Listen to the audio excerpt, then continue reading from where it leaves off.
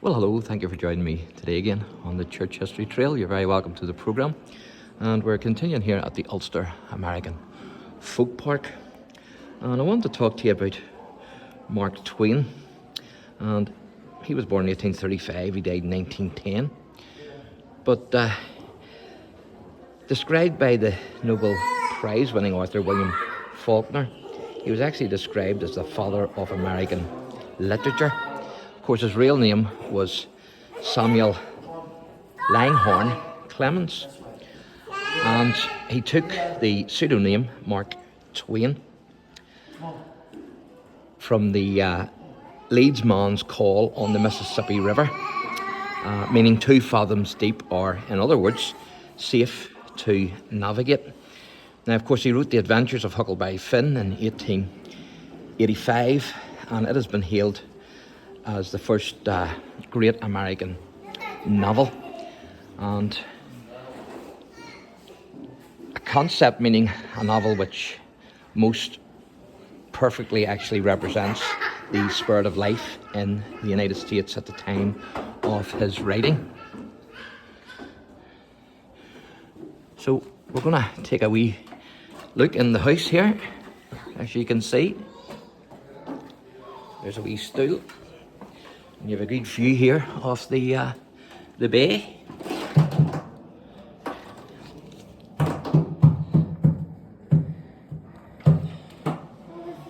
Very busy today in the bay there, as you can see.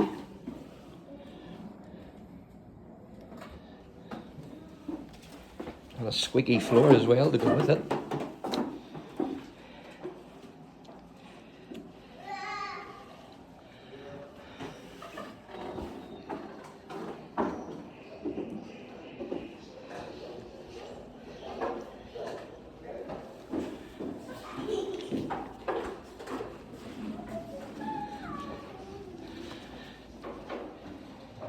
There's a wee man busy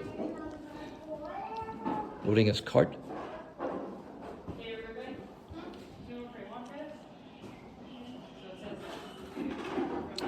So, Mark Twain wrote more than 30 books. So he did, including The Adventures of Tom Sawyer in 1876. And of course, a lot of these were turned into film. So they were, and hundreds of short stories as well, and essays he wrote.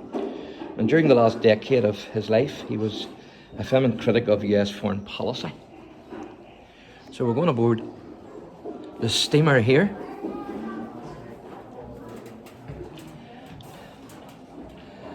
This is 1886. You can see the Statue of Liberty there, which, if I remember rightly, I think it was given by France to America. Don't quote me on that.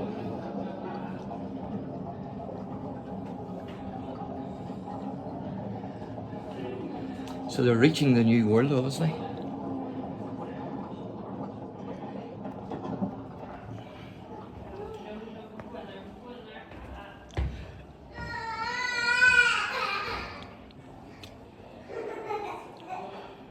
So his ancestors emigrated to the United States from Ballyclare in County Antrim.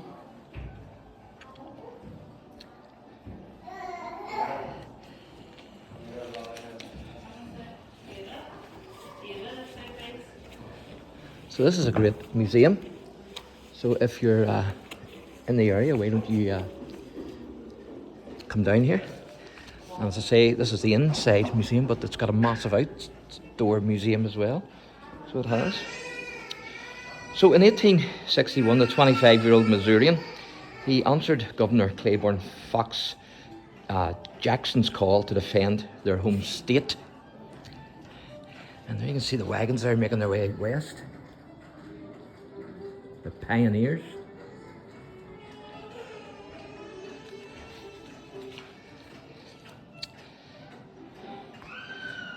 And in the summer of that year, Twain went to war on a small mule, carrying a carpet bag, 2 grey blankets, a homemade quilt, a squirrel rifle, 20 yards of rope, a frying pan, and perhaps most importantly of all, an umbrella.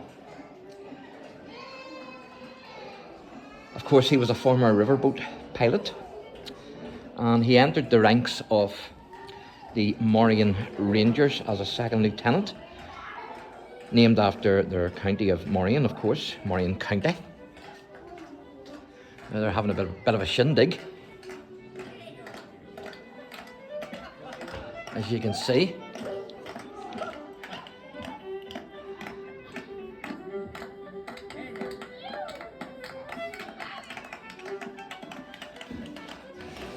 That's the Appalachian Mountains.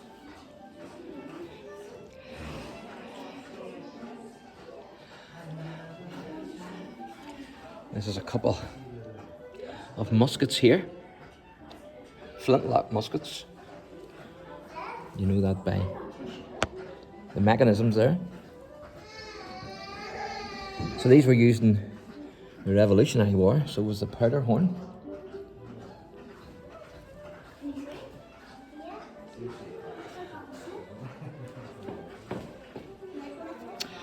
So not used to war, the Rangers would actually retreat at the nearest mention or sign of Union troops. So it was a bit like Dad's army, to be honest with you, or the Three Stooges. Here's what Twain wrote: "I knew more about retreating than the man that invented retreating."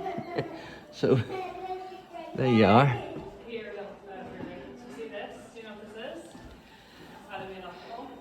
So it sort of reminds me of the episode where the Three Stooges actually went to war in the American South during the Civil War. And one of them said that he was from the deep south, the south of England. There's a brown bear.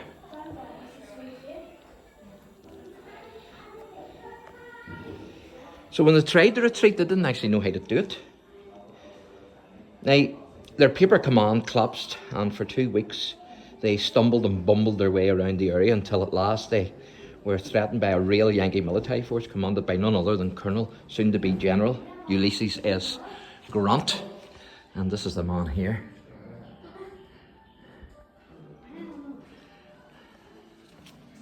Soldiering on.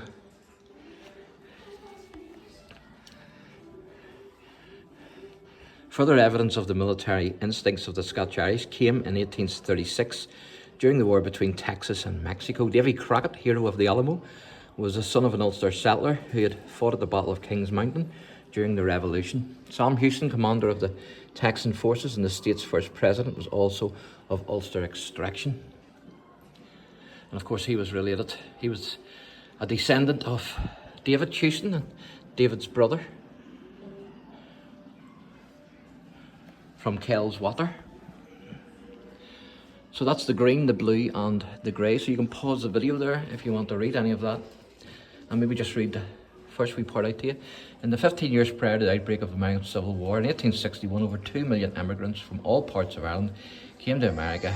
And during the war, over 200,000 Irishmen saw service. Those with roots in Ulster fought on both sides. Recent immigrants to the cities of the northeast joined the Union Army. Yet muster rolls suggest that many descendants of the 18th century Ulster settlers fought for the Confederate cause. And of course, I used to reenact here in the folk park, and I was in 2 regiments. I was in the 8th Alabama Confederate, which was an Irish regiment, unofficially of course, and then the 20th Massachusetts, which was part of the Irish Brigade in the Union Army. So there's Stonewall Jackson, and I've covered what's believed to be at least a wall from his ancestral home near Portadown. And Ulysses Simpson Grant, I've covered his ancestral home near Ballygolly.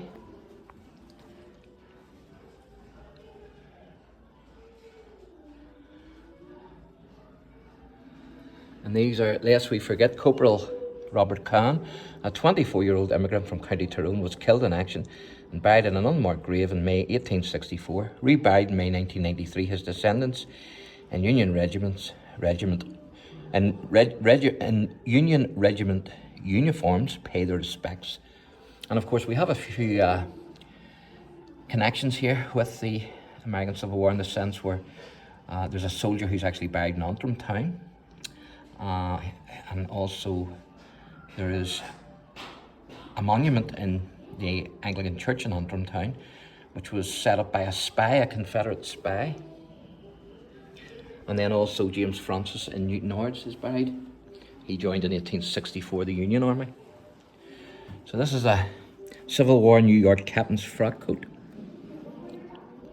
Bullion embroidered shoulder straps, 1861 to 1865.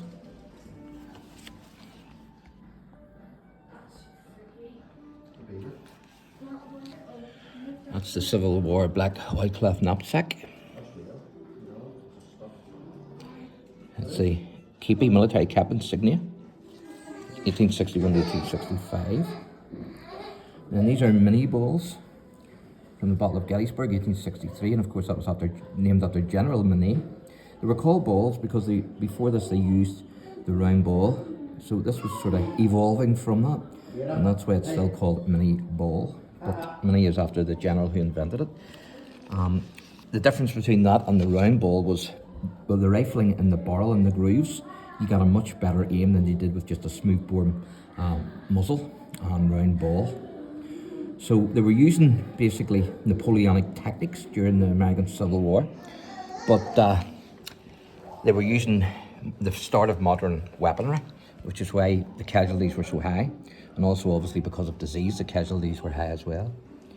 That's a Hotchkiss shell from the Battle of Gettysburg, Pennsylvania, 1863. And there's a Confederate $10 bill. I actually had I think it was a $1 bill at one time, Confederate. Not sure where it was the real thing or whether it was actually counterfeit of the time, because the Union did flood the South with counterfeit money, or whether it was actually just a reproduction, to be honest.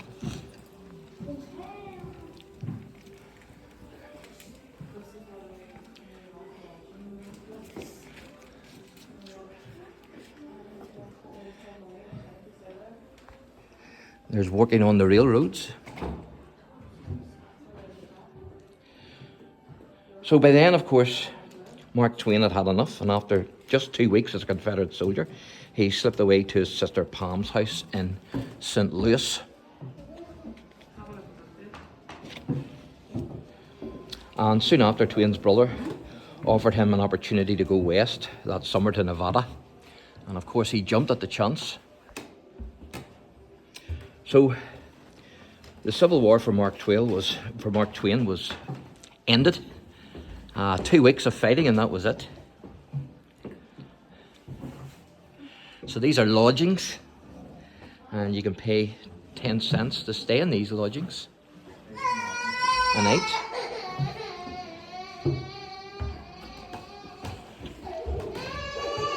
But to be honest, it's not up to much. And you can hear them snoring.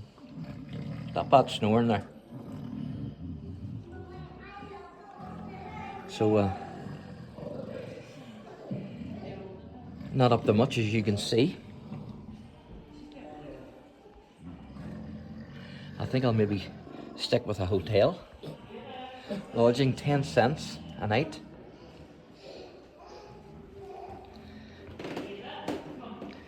So ironically, 20 years after Twain's brief stint in the Confederate States Army, it was Twain that suggested to the alien Grant that the former Union general turned president should write his memoirs.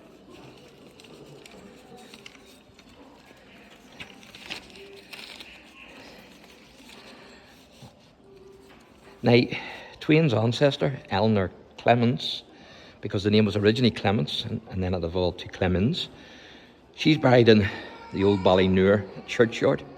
The date of her death is actually 1628. So this is the buggy, the clerical buggy that I showed you in another wee video, so I'm not going to talk too much about that. American buggy. This buggy belonged to Father Arthur McGuinness, and of course he opened his church as a hospital during the Battle of Gettysburg.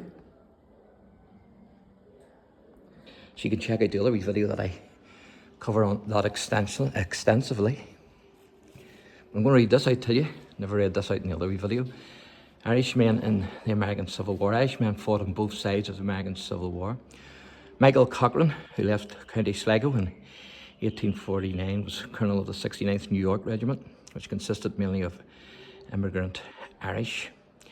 And it says northern cities had been magnets for the Irish for many years, so the majority of Irish fought on the Union side. However, many Irish fought on the Confederate side in various regiments. Men like Brigadier General Joseph Finnegan, who left County Monaghan in the 1830s and commanded southern forces around Florida. He defeated northern forces at the Battle of, I think that Ulster, is it, in 1864. So that's General Michael Cochrane, Union commander. And then this one here is portrait of Brigadier General Joseph Finnegan.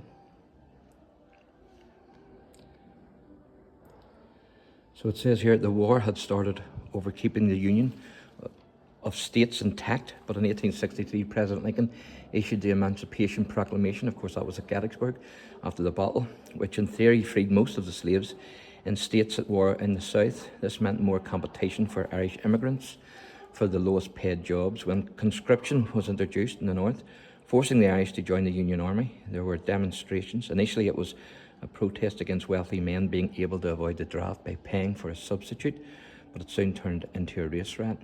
Eventually less than 1 in 10 of those drafted had to join the army. So I'm going to finish off with a wagon here, and then we'll wrap this wee video up.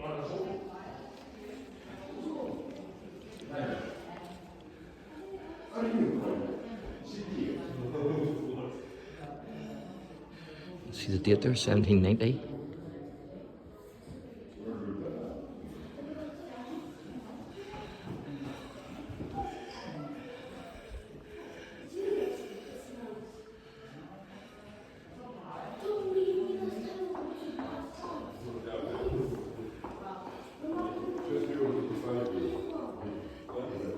This is a stooges wagon.